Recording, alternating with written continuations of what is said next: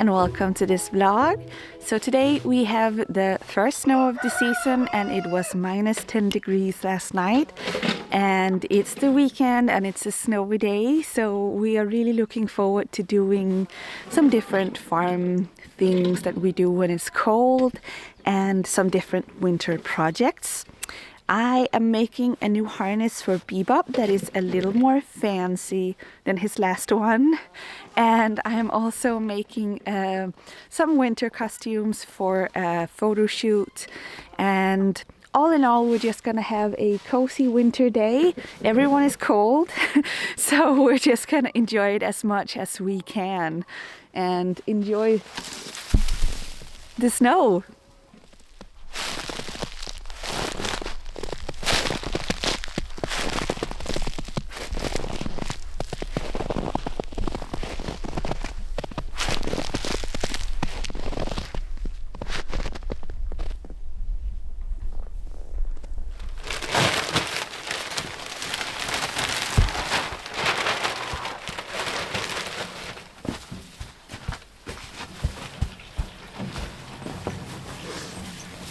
Nu har jag köpt is ner på dammen, ska vi kolla också? Ja, låt oss göra det. Hej Smim! Oj! Hej!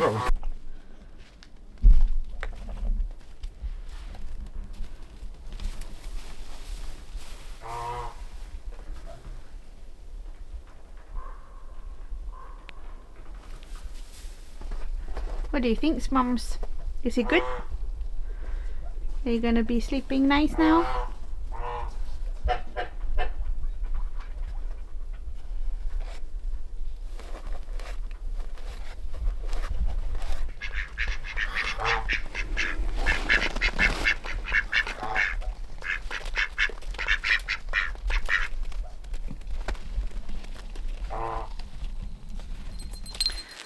So I am making a project here for Bebop today. I gave him some jingle bell for his harness, and then I also am making a new harness for him. So this is part of the loke. So this is the part where he pull the wagon in, and it's gonna have gilded tips. And you can see here is what I have on top of it. It's not quite done yet. It's made out of warbler, so it's nice and shapeable. And the wood piece here is made from alder, I think. I am still not sure what kind of wood this is. But here is what it looks like when it is fresh. And we literally just cut these. So you can see here. And I am gonna cut this with my axe at the beginning, and then I am gonna move over to my chisels. And after that, it's time for a rasp to just finish the edges of it, and then the Dremel for the fine work. So yeah, that is what I'm gonna be doing. Han är rätt snäll idag tycker jag. Har du lite jingle jangle? Wow. Oh. I take my book. Come on, Bebop. So this is our outfit today. Look at Bebop. Damn, Bebop. Look at you. Yeah.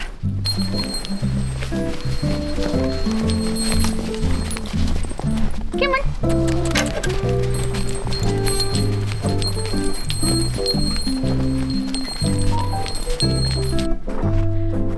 Look at you! Oi.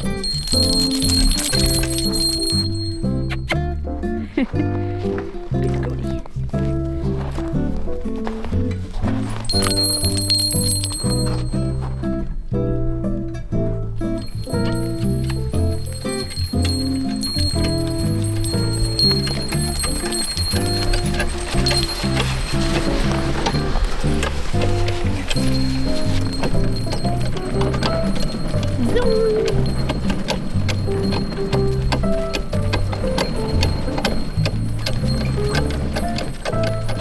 That's a good Bebop.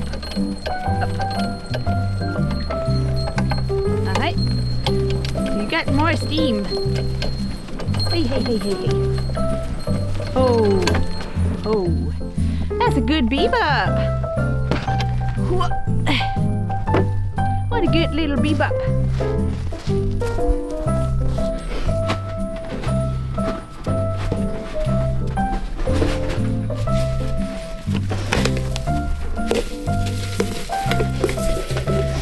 Take it easy, take it easy. Du fick på marken, du fick på marken, du fick på... Bebop, you goddamn goatie.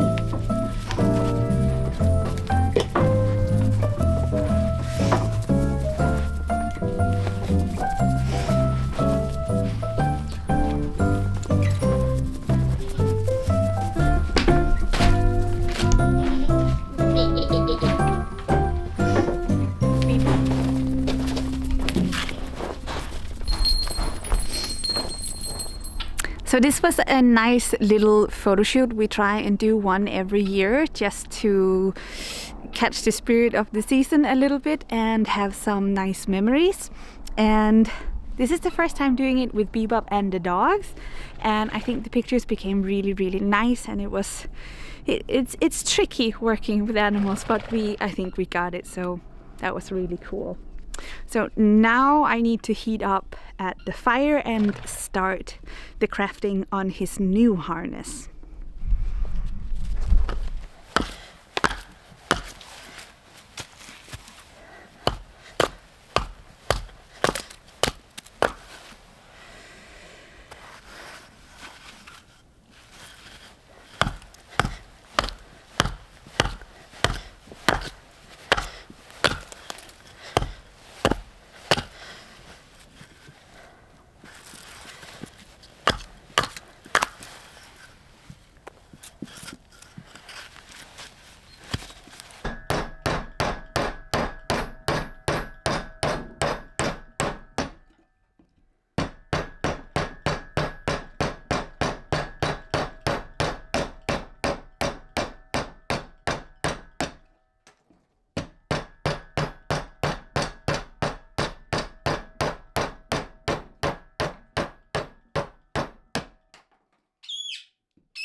Benny, no.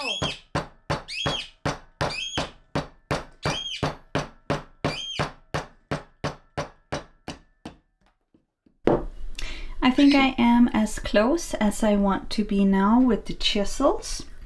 So I think it's time to go for the wood rasp now. Yes, but that is for tomorrow. This is the best part about having your own home. You can screw a machine thingamajig to the table if you want to, and no one will ask you any questions.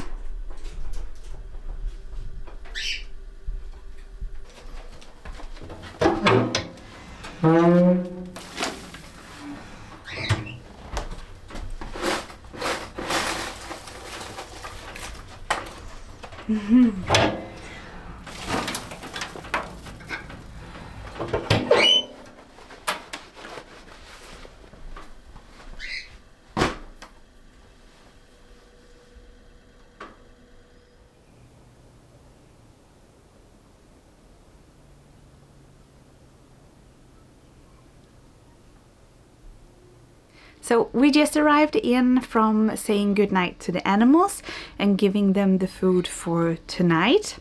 And I don't know if you can see it, but it started snowing out, and it's just so cozy, and I really love when it's snowing, and it's snowing like all silent and slow. So I brought with me out from the freezer I have in the stables, I got 2 bags of rose hips because my goat Comet is still supplying us with a lot of milk, and I recently made my first cheddar, and I really enjoy that. So I am currently defrosting about 10 liters of her milk, and she just gives us so much, so I brought her a little snack with the rose hips that she is gonna enjoy tomorrow, while I am gonna make the cheddar in the day. So yes, we are preparing for tomorrow, and hopefully it's gonna be just as sunny as it was today.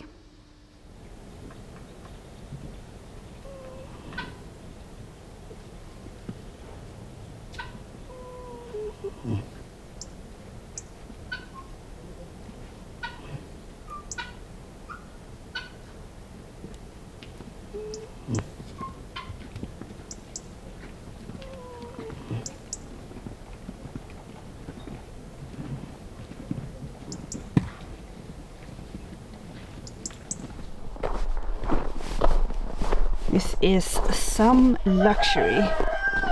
I don't know why we didn't pick as many every year, but we're definitely gonna do in the future. Would you like a taste?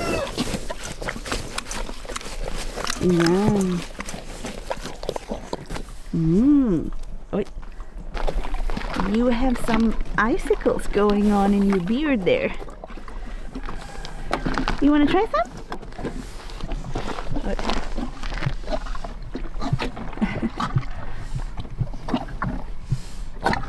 No. That is a tractor-sized hole in the ice. Look, Trekkie, for you.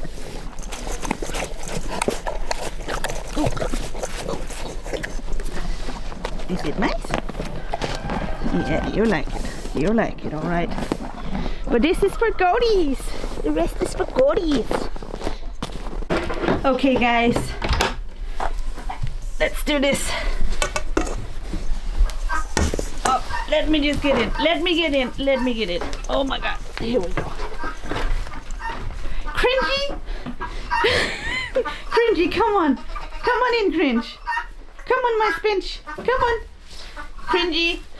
Okay, she's lost. Don't worry, Mr. Bieber. I gotcha. I gotcha, little rose hippies.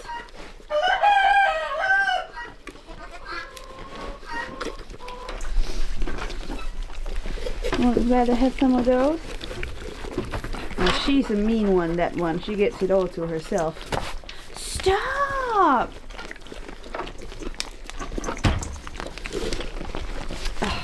You meanie. It's exactly the same as those ones there. Stop it.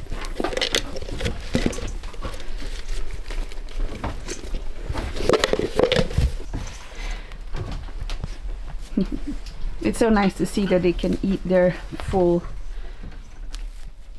that they even leave a part. But we know who can eat that. Gone. Yep, that was it. Oh. While my milk is defrosting here still since last night, I am gonna make some rice porridge. It is very traditional to eat this in Scandinavia with sugar and cinnamon in the winter time. So I have some porridge rice and I have some coconut milk because my partner is lactose intolerant, so I'm making it with coconut milk instead. And I don't know how it's gonna taste. Maybe the chickens are gonna get some rice porridge. I'm not sure. But I'm gonna set this to cook in my rice cooker, and then I'm gonna go down to check on the emus, how they're handling the weather, and see if they don't want some water because everything is frozen outside.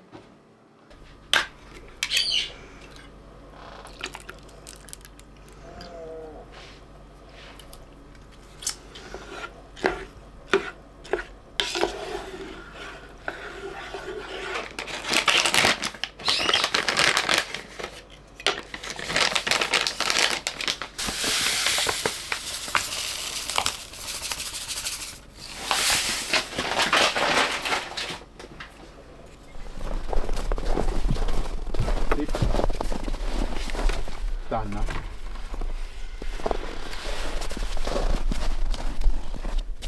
Så.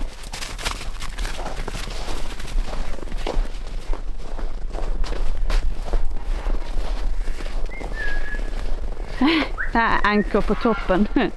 Oj, oj. What are you guys doing? Get back inside, you ducks. Ducks everywhere. The ducky. Oj.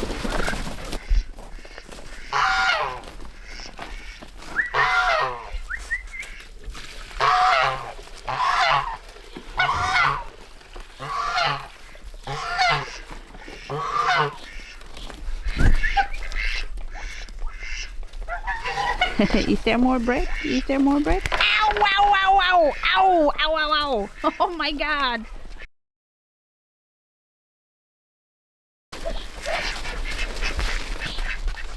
Au, min. Eller hur? De tar hela handen idag. Ta det nätt nu. Hej.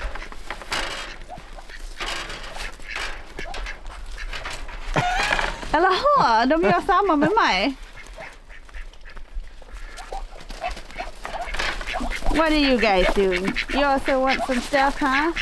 You want some of this, you guys? Oh, nom, nom, nom, nom.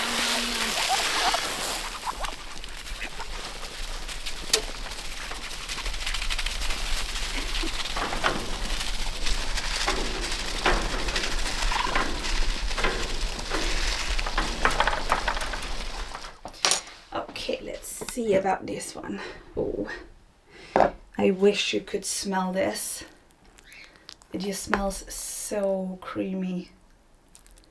And since I don't wash the rice, the starch in it really makes a creamy sauce of the coconut milk. And I don't know why, but if you add cinnamon, it doesn't taste the same as if you add the cinnamon sticks. So it really, really tastes nice already. And I am never able to measure how much rice I need, so I made like for 4 days of rice porridge. So the chickens are gonna get some, that is for sure, because we are not gonna be able to eat all this.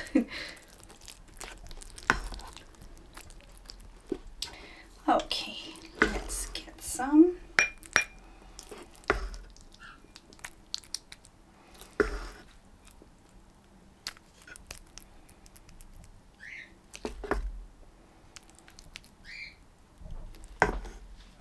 And then the cinnamon sugar.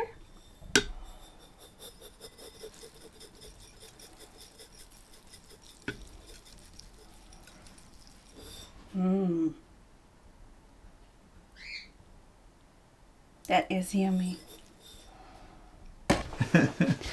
Here we go. There we go. I put your spoon in. Thank you.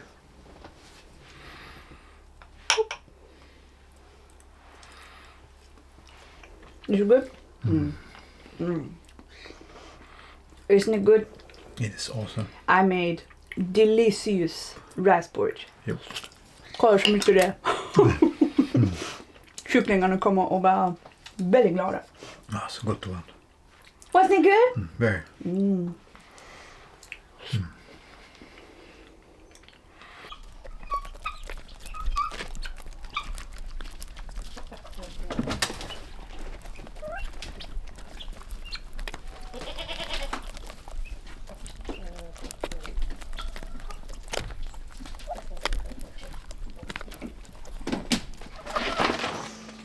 Okay.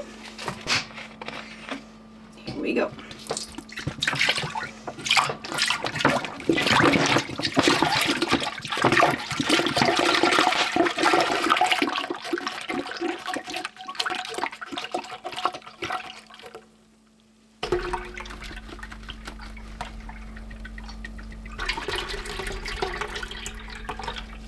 Okay, and then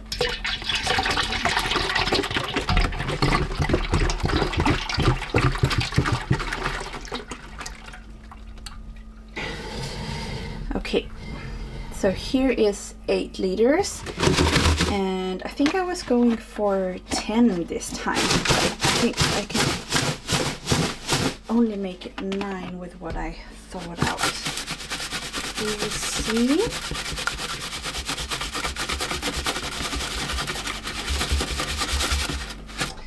And here is the fresh unfrozen milk.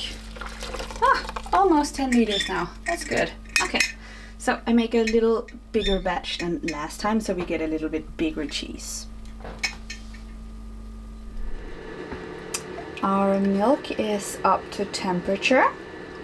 So I am gonna get a teaspoon of the culture.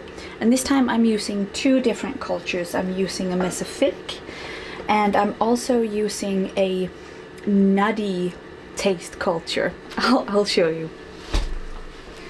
So this one is the nutty flavor culture that I am adding. It's called LHBO2. Not sure what it's called otherwise, but it makes the cheese taste a little nuttier.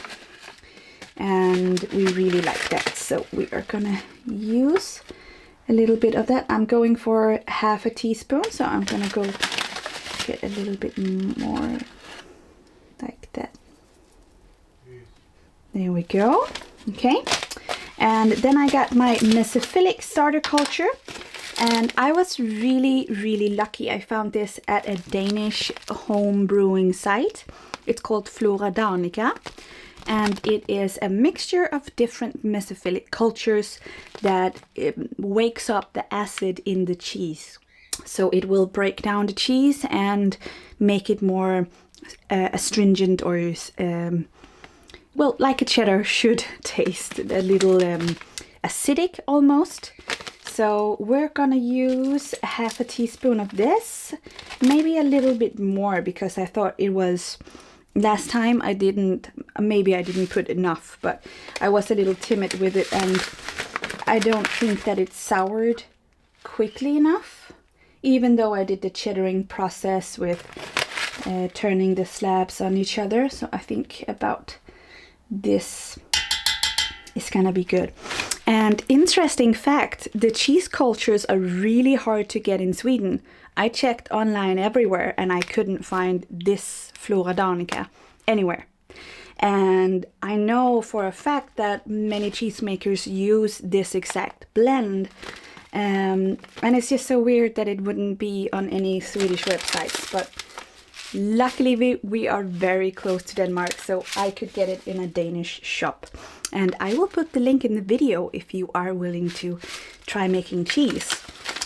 They had the quickest response time to my inquiry about the cultures, and it was really, really cheap. Like, I got these 2 cultures for the same price that I could get 1 culture over here in Sweden. So, and even with the valuta change of money, it was a lot cheaper than buying in Sweden. So I don't know what you have going on, Sweden, but the Danes do it better, at least this part.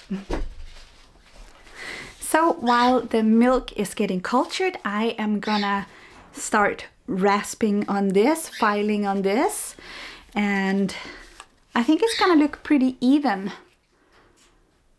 I think. Yeah. So I have an hour while the milk is doing its thing. So I'm gonna get to it. Luckily, my crafting station is right at the same time my bedroom, so I can sit and watch some Christmas movies and have a cozy time inside. So I'm not gonna stand outside in the otherwise workstation that we have there, because it's simply too cold to be out there. So we moved it in here instead. So that was very practical.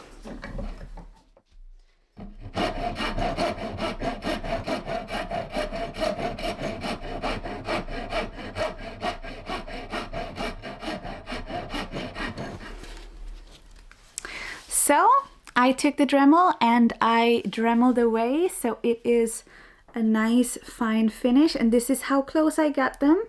You see, it is kind of similar in shape, and it's really, really hard to copy shape in wood. Clay or something would be easier, but one wrong step with the chisel or the axe and you blew it.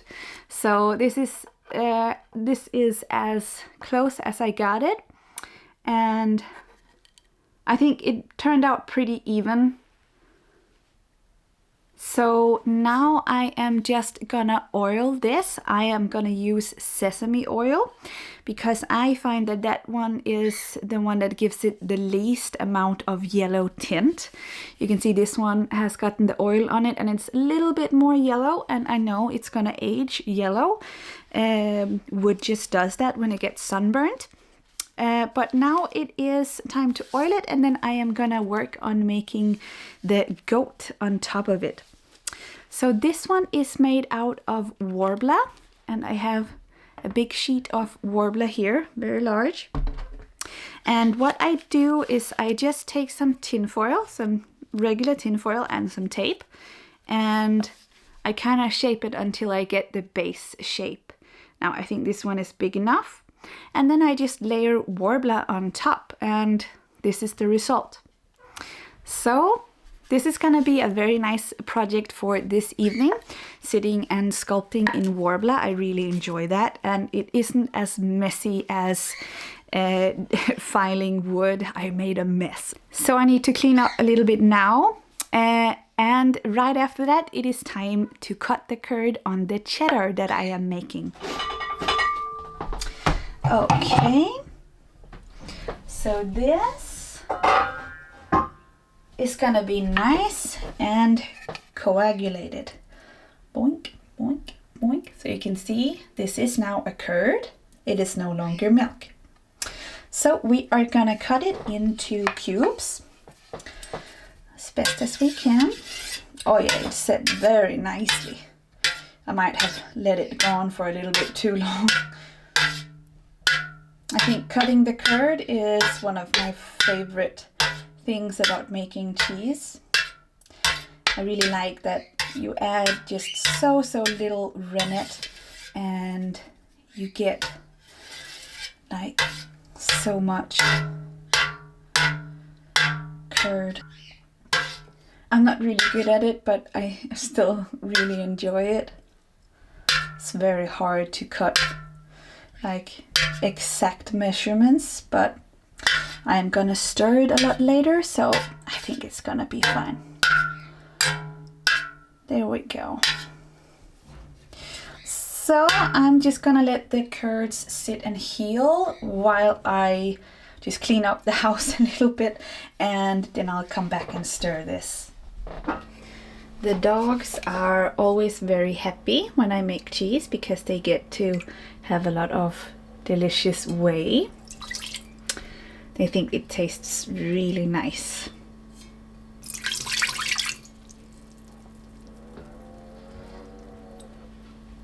Let's see if we can find these curds.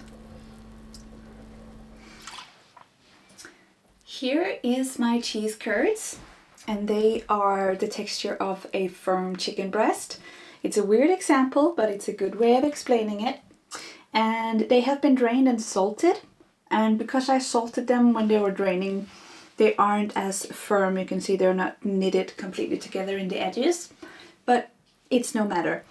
So we put the slabs in a strainer, and we just put them in so they lay on top of each other.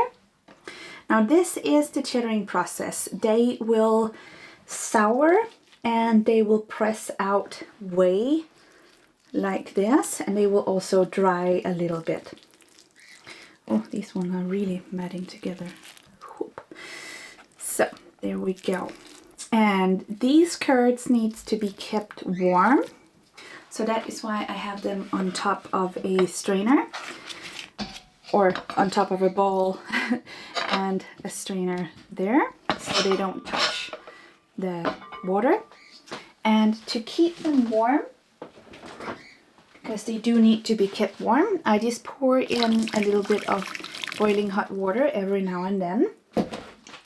And then I put my thermometer in, and then I just close them up like this. So they're nice and cozy. And we should keep about 30 degrees or so. So I think it will be up there soon. And this needs to go on for 2 hours. So every quarter of an hour, I need to go out here and I need to change up how they are laying on top of each other and then put them back again. And it takes a long time, but it is well worth it. At the meantime, I can do some creative stuff in the living room.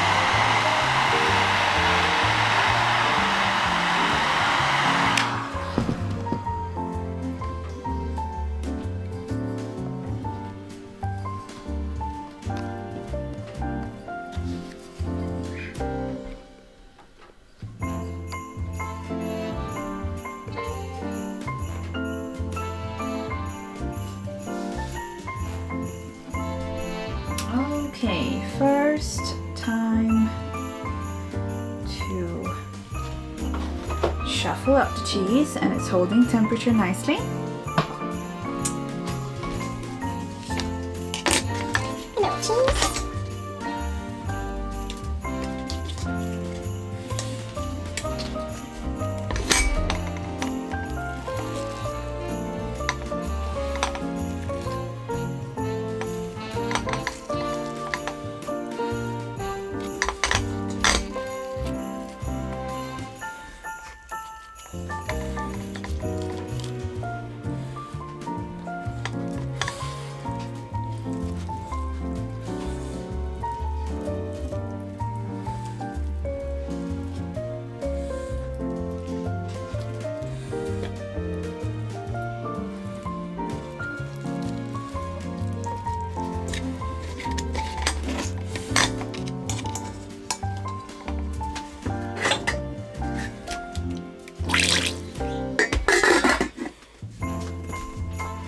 Okay, here is my little unconventional cheese weight.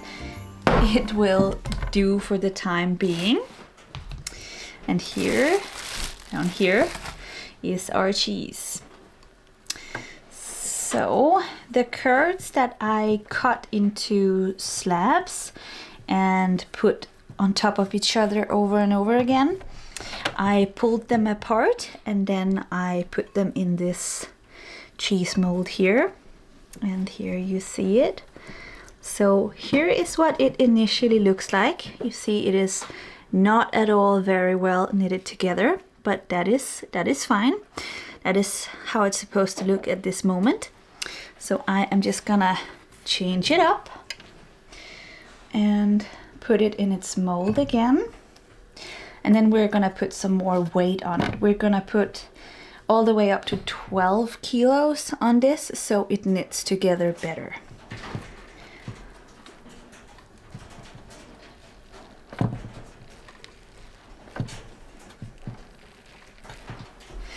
Okay, so here is our cheese weight. I am not even lying. This is our weight. Okay, so it is gonna go on top of here. There we go. And it is gonna force the cheese to knit together more, to become one uniform surface instead of all these nooks and crannies. So I think it's standing all right there. So it is gonna rest here and it's gonna press for 10 hours. I think I am gonna flip it just when I go to bed, so it gets the whole night like this on the other side. This is how far I got on my box, and as you can see they are similar. Not twins definitely, but brothers, but I don't think you're gonna notice it when he has it on. And this is just the start of it. So this is just what he's gonna be pulling in. That's gonna be on his neck. And the next part is doing all the leather work on these. Now I really wish I could do some blacksmithing, but I don't know that yet. But it would be so cool to make the metal parts that goes on these, like the horses have on. But I'm just gonna make do with leather. And my cheese is over there pressing, and I think it's gonna be delicious. I already tasted it a lot, and it already tastes a lot like cheddar. So it's gonna be really delicious. The other cheddar that we're currently storing in my cheese cave, it is aging and it's gonna be 2 months old when we bring it for the Christmas table. So it's gonna be very delicious to enjoy. This one that I'm making is gonna be ready in about 3 months, and we will probably take it out in about a month and taste it just like we did this one, and just to get some experience about how young cheeses taste and what kind of processes that make the flavors themselves when you're making the cheese. So I hope this gave you a little information about what we were up to in this snowy, lovely weather and what kind of projects we were working on. I am sure this winter is gonna bring us a lot of inside crafting in wood, since we have a lot of it right now, and I am very sure we're gonna craft a lot of spoons and knives and chopsticks and whatnot. If you have something that you like to do in wood and some kind of Christmassy or winter projects, don't hesitate to write me. I am sure I would like to know and maybe try it.